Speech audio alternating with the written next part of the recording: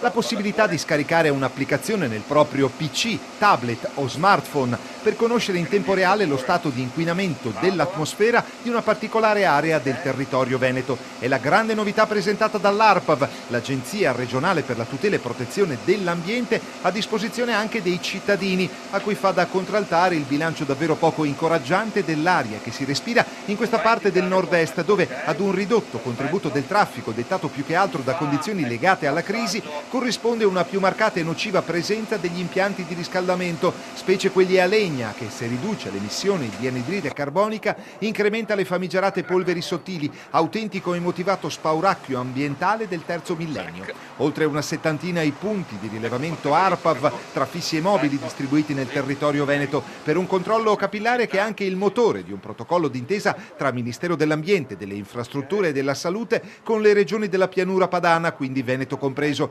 giudicata tra le aree più inquinate d'Europa, e proprio dall'UE sono previsti contributi importanti in questo senso. Su quello che saranno i fondi europei per il 2014-2020 vorremmo dare proprio priorità a un'azione di contenimento dell'inquinamento dell'aria con nuovi sistemi di trasporto, puntando soprattutto sull'elettrico, sulla riconversione delle caldaie inquinanti, quindi anche incentivare il cambio di quelli che sono sicuramente elementi di forte